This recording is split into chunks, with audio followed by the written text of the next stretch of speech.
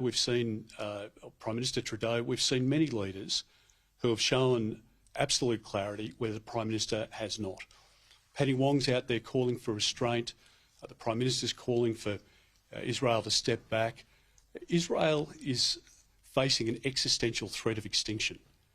They are being attacked through the proxies of Iran. That's what's happening here. Israel wasn't firing rockets on the 6th of October.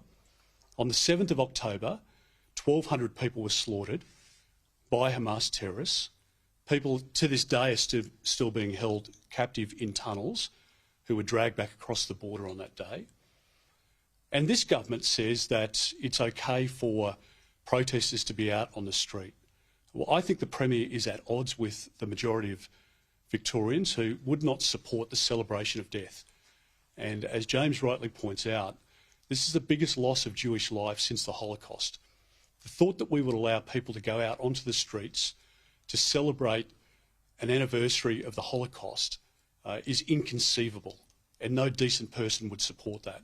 So what is the justification for the Premier here not to do everything at her disposal to stop these protests from taking place?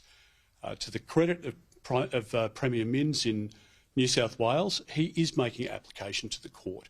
If there is a will, there is a way. Premier Malinowskis in South Australia is making similar steps. But here in Victoria, Premier Allen is hiding behind an argument of convenience. If there is a will, there is a way to stop these protests and to stop this celebration of death. We're a civilised society. We don't celebrate the acts of barbaric terrorists, and we don't hold up and praise the leaders of these listed terrorist organisations.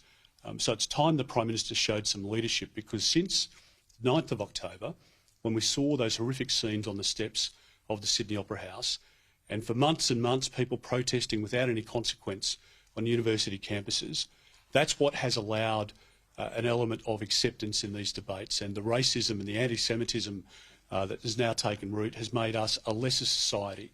And it's about time the Prime Minister and the Premier here in Victoria stood up for the best interests of Victorians and of Australians more generally. I'm happy to take any questions. Just on Chisholm, how do you feel about the party dumping a endorsed candidate after a redistribution, and one who says he had the support of local members even as recent as last Thursday?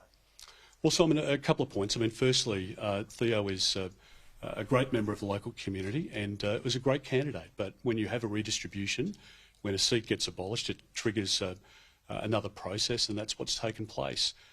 Katie has been endorsed as the candidate here for Chisholm. She has an incredible background and lifetime of service to the local community, supporting families and children, and she will, I think, be a great member for Chisholm in the Parliament.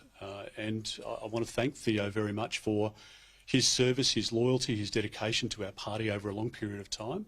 And there's no doubt in my mind that he'll do everything he can to support our success here in Chisholm, because, like a growing number of Victorians, he wants to see Anthony Albanese out of office so that we can get our country back on track.